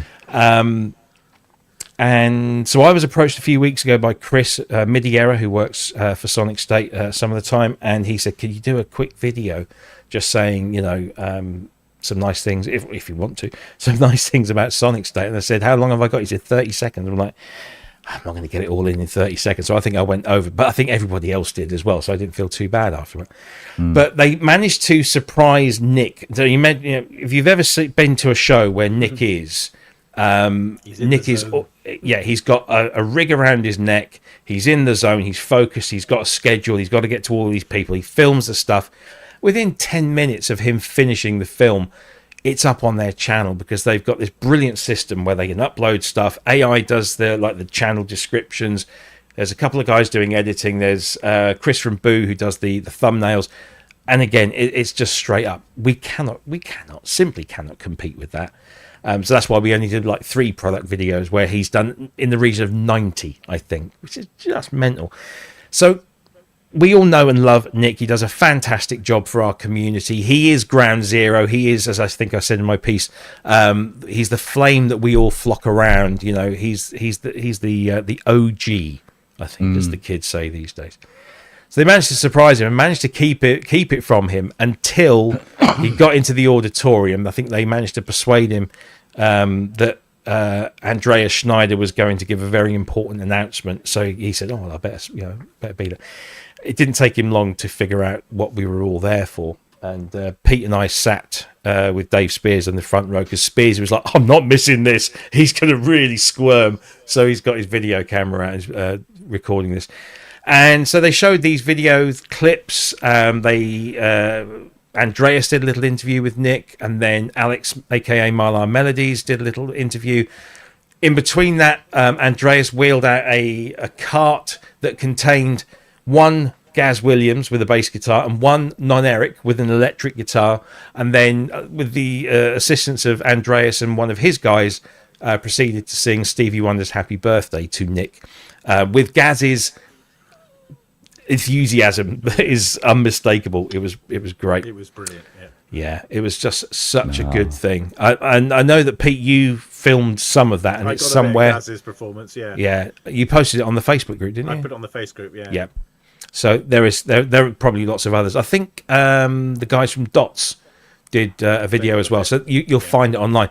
But all of the video clips that the community put together were shown on screen. The best one is Florian Pills by a country mile. It was hilarious, but there were some really sincere, some funny clips on there, and I was beyond honoured to be able to contribute my little bit to that as well.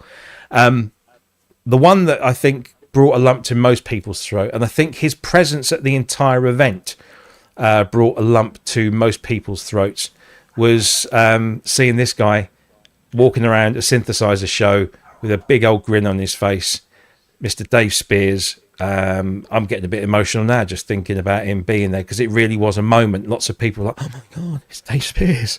And he couldn't walk like 2 minutes without getting stopped by people. It was just so nice to see him smiling, happy amongst his people, and the love that he was getting. And I'm sure Dave has way better things to do on a Friday night than watch this show. But if you do watch it, love you, man. It was so good to see you again there. And and he did a lovely little piece to camera, because Dave goes way back with Sonic State. Yeah. So very good.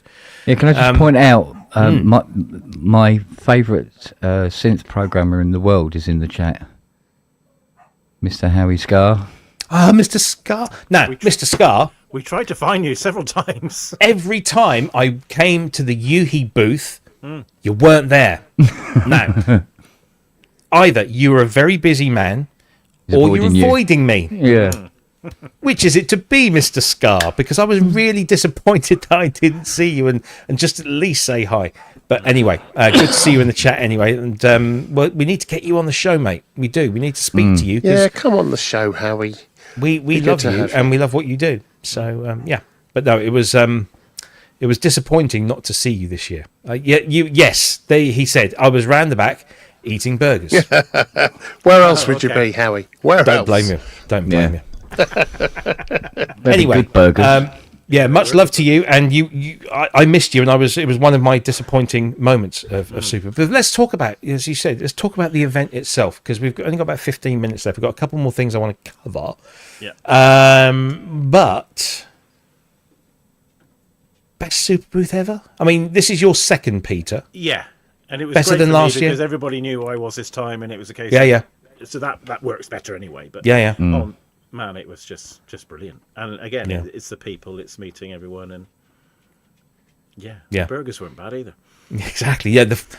So last year the catering and the beer stuff was all a little bit off. This year there was loads more to choose from food wise.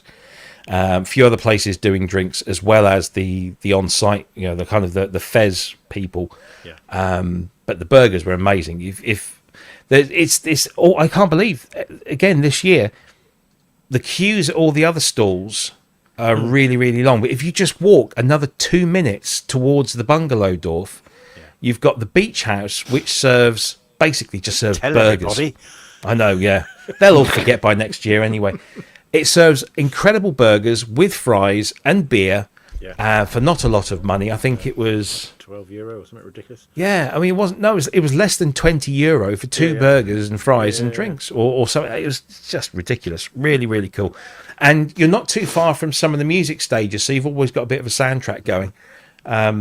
But it's always, you don't have to queue that long, and it's cold beer and it's lovely food. So, but yeah, the Top tip. yeah. So James says the Japanese savoury pancakes are amazing. I had those last year, but I had to wait like an hour and a half to get mine, and I got sunburn. Yeah. Well, yeah. The weather was great this year. The weather was really nice because it was dry. Yeah. It was Not sunny, too hot. but it wasn't too hot. It was just sort of just below the 20s. So it was. I'd still got a bit of sunburn on my neck from spending just that short time on the steps on the Saturday with Carl and Ben and Tom. Tracker Jack Tom was there. Again, apologies, Tom. Tom comes up to me on Thursday and says, "Hello, Rob," and I'm like, "Hi, it's Tom." I said, "Oh, of course it's Tom." But you see so many faces. Yeah, you miss. So apologies again, Tom. I will recognise you. Your face is burned in. I think I should go to the Superbooth next year. You should. Yeah. You But absolutely should. But a 14-inch monitor on top of a Roomba.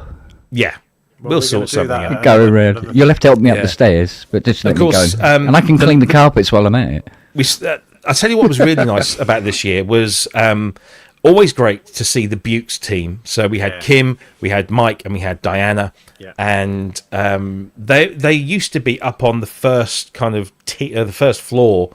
So there's this big spiral staircase with these very awkwardly spaced Very steps. awkward steps. But you get to the top of it, and then you normally find the Bukes team. But this time they were at the bottom of the stairs, and what it made was a meeting point. So everyone, you'd go out and do your thing, and then you'd come back to the Buke stand And hang there, yeah. and abuse Mike verbally, give Diana a cuddle, have a nice little chat with Kim, see a few other people, and then go off again, and then all kind of congregate back in this thing and insult Mike some more. But it was a really nice little focal point, which I thought was very cool. Yeah. A lot of meeting point, wasn't it? Yeah. But yeah, the people that we met, obviously Michelle and Craig, brilliant. were from the Bob Moog Foundation were there.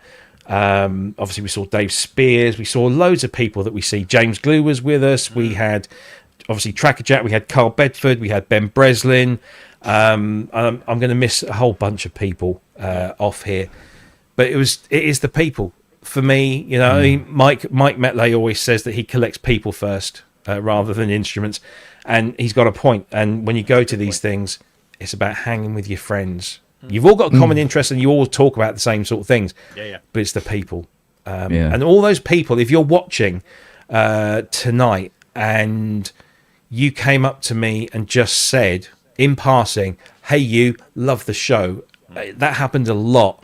I'm so grateful for when that happens, and I'd love to spend time and talk to you and learn about you and stuff. But if you had if you did that, I'm so grateful because it just makes doing it worth our while. And as Howard says, absolutely, it's our tribe. Yeah, right. Yeah. And the beautiful thing is you've got, I don't know how many thousands of people attend across the 3 days. It's love. It's full of love. There is no aggravation. There is, everyone loves each other, even if you don't know these people. You're all there for the same reason. It's just beautiful. The vibe, everything. If you haven't been to Superbooth, please, please, please start saving now. And try and get there, because I can't recommend it highly enough. It is the best synthesizer show in the world, bar none. Yeah. And it's in one of the best cities in the world, bar none. With Chinese restaurants that take ages for me to find, and I'm still so sorry that I kind of led us on a slightly That was all right. Built up an long way appetite. round. We worked up an appetite, but we got there in the end. It was just incredible. So please, we'll be there next year. No doubt. Amanda says she'll be there next year. Can't wait to meet you in person. Yeah. Lisa Belladonna, we got to hang with Lisa, got some cuddles with Lisa. She was fantastic. Obviously, Manny was there. Drew Schlesinger was there. James Terrace was there. Yeah. Anthony Marinelli and Dante were there. We all hung out. We all had dinner together. Who else there was? It was the guy that was with us on was it Saturday night? Was it Jose that Mike brought over? Yeah. So We had Jose, a never met hotel Jose one, yeah. before. Really cool guy. So lots and lots of just brilliant people. And if I've forgotten you, and I said, I'm sorry, there was just so many. It was. And we got to meet Stefan as well from the museum. Oh, and of course we must be. Oh, mate. Forget that. So Stefan Bobinger of. Let me just get the card here. He is a dude. Synthesizer Studio Berlin, and he also does the Synthesizer Museum Berlin.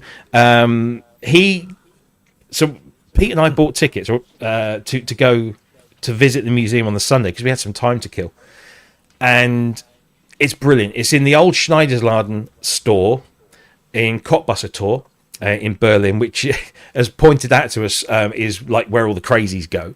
Because when we got up and we were looking out the window, there's this massive roundabout with the S-Bahn going over the top, and he said, "Oh, look, there's still some people sleeping last night off." And there was like 3 people asleep in the middle of this roundabout. It was great. Yeah, they sleep all stoned out of their heads. But yeah, this museum. So they've got, and again, we'll put the footage up of some of the footage of the museum. Amazing. System 700 in immaculate condition. CS80 in immaculate condition. Vintage Korg MS. Elka did it for me. Yeah, the Elka Synthex. There was a lot of kind of 80s and 90s things there. Yeah. There was a brilliant Hacken Continuum linked up to the Onday resonator, which just sounds incredible. And of course, Stefan himself was the most welcoming host. Brilliant. Yeah, And he knows his stuff. Yeah. He had that 700 patch. He basically just picked up some cables, draped them around his neck, Yeah. starts plugging these. He said, "I do this and I do this," and there it is. It's just amazing. So good. No So good. GS1. No GS1, but I'm sure that's Tiger probably. Honors as well, didn't we? We did. We were joined by Michelle and Craig, which is always good to hang out. And it was nice to be in an environment with synthesizers, but not loud, which was always It's a cool. very We got nice some pictures. We got some pictures of us and Michelle next to a Prodigy and a Source, I think it was. Yeah. The SY99 was there, fully powered up, and I was just loving that. So that was Currywurst. How would Currywurst. Scott? Yeah, currywurst. Yeah. Oh, We had currywurst on our way home. We no, stopped. no. We stopped at the airport and got our currywurst in there. It's all right. It's Sausage and curry sauce. it's just sausage in a almost can't even say paprika. No, paprika. Oh, jeez. there we go. Paprika. You know what I mean? Yeah, got it in the end. Nathan says he's never seen a 700 that looked in a mediocre or bad state. I'm sure you have, haven't you? God, Jesus Christ, Oh, yeah, yeah. boy. Jesus. Daniel Miller's, holy hell. Oh, we saw Daniel Miller as well, but every time we Cynthia, tried to approach yeah. him, he Oh, left. yeah. Yeah, we saw him. Yeah. Who else? Adrian Utley and Will Gregory. Got some footage of them playing with the Osmos. And Yeah, that's right, yeah. watching Dave Spears show Will Gregory the Oberheim TO5 was a bit of a moment. Yeah. And Will's such a lovely guy, and Adrian, of course, is great as well. Yeah. Yeah, so it was just, if you haven't been, go. Just go. Even if it's just the once, to experience that venue and the people You wouldn't and the go just vibe. once, though. You'd want to go again. Oh yeah, that's the thing. You go once, you can't not go the next year because it's always great. So yeah, massive thank you to Herr Schneider and his amazing team. He has a big team of people there. They do a fantastic job. As far as we, the audience, the consumers were concerned, it went off without a hitch. We got to see lots of cool stuff. We got to see some stuff we can't talk to you about. There's that little time. Yeah, there that was. little Yeah, room. there's that. We got taken to a private room and shown a few things that are coming out very soon. So it was just a great all round thing. Yeah. And please do come and join us next year because we will be there in some shape or form. So we've got about 5 minutes left. We've mentioned that. What I do want to mention is. I've pressed the wrong button there, so let's do this again. We were contacted just before we went on air by the lovely Dina Perlman, who is going to be coming on the show in a few weeks' time to talk about this, which is, of course, the ARP 100 celebration. So to celebrate this, they're going to be having a bunch of events, including a very special event that will take part or take place, should I say, at what used to be called EMIAP, is now called the Museum of Music Technology, which I think rolls off the tongue a little better. But there's a schedule up already. There's going to be a press release going out soon. It's going to be happening on June the 7th at the venue. But there's going to be lots of things going on, and we're going to have Dina on the show to tell us all about it at some point between now and June. We're thinking maybe sort of towards the end of this month, but we will be arranging that, so do watch out for that. But yeah, the Alan R. Perlman, or ARP at 100, celebrating the life and legacy of Dina's father, Alan.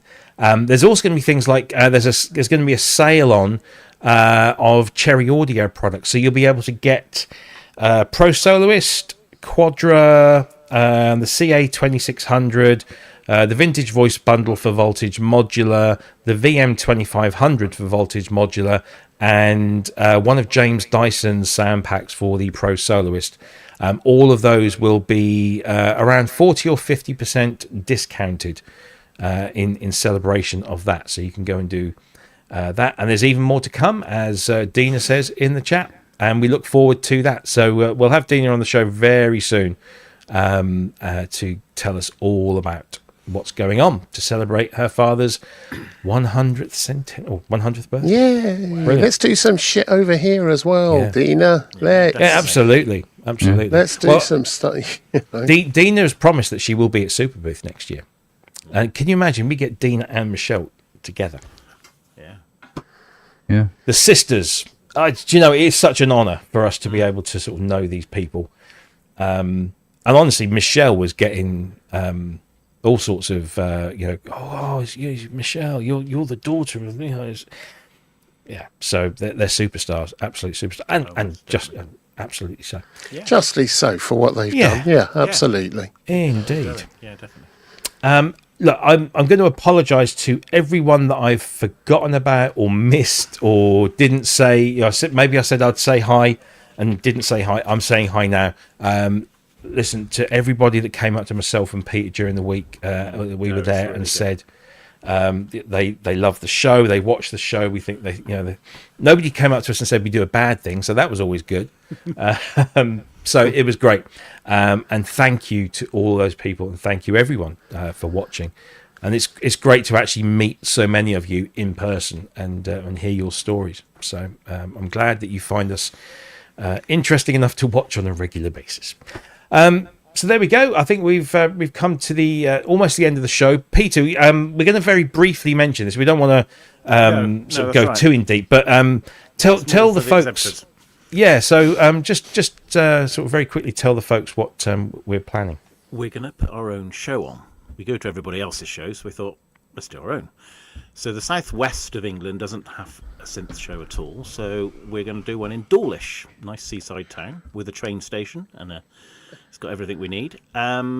It's going to be in March, 21st of March, for a synth expo. We've got a website at the moment, not Synth East. It's Synth South, a bit of a tongue twister. It's synthsouthwest.com.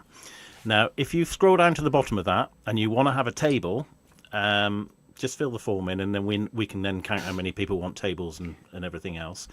It's open to everybody. If you've got vintage gear you want to come and show off, or you've got new stuff you want to sell, whatever. We're trying to combine it with what we do at Cambridge at Synthesized, and also the Synth East. So it's sort of a amalgamation of both sort of shows, really.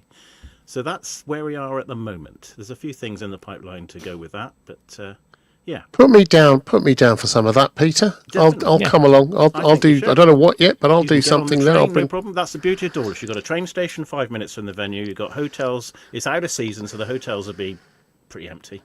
Yeah. It's easy to get to. It's down the M5, turn right, basically. Disability access. Yep. Cool. Definitely. It's all there. And also, we'll be looking to have some acts playing. Yeah. We have the possibility of the use of the theatre across the road in the evening. We could probably get 5 or 6 acts. So I think that we've yet to decide the format and everything, but I think maybe we'll have some. But Well, we maybe wanted to have get some stuff going on because the building that we're looking at has yeah. got some rooms, so we might have a small room where people can go and sit down and listen to someone exactly. playing on the modular, and then maybe we get Pete a Catley little with his drums in his own room. yeah, we get a little bill of acts, and we want to cover as much as possible. So whilst And maybe we appreciate a virtual Kent Spong as well. and even a virtual Ken Spong. But, Virtual Kent Spong. I'll be in the corner cleaning the carpet. if you think that you maybe want to perform at this, and again get in touch and let us know. Yeah, let us know on who the you website. are. It's and, www.synthsouthwest.com. There you go. Is it like a that's to look 15-minute forward to. slot? We'll talk yet. about this, Peter. Don't know Yeah, yet. we'll work it up. It's all a We'll bit get a sort of committee together and have a new. chats throughout the whatever. Yeah. Indeed. All right then. Okay, well that is the show. That is the Superbooth 2025 debrief. Hopefully we'll have some more new stuff to talk about next week. We've covered everything that we needed to do this week, so I'm very happy about that, and we've managed to do it within the 2 hours. Even better. So don't forget, you can support us in all of those ways I mentioned at the beginning. Come and follow us on social media. You can buy merchandise at the merchandise store. Links all down below in the descriptions. You can also support us through, as Steve the Bastard has done, through donations through YouTube, whether it's during the show with the chat.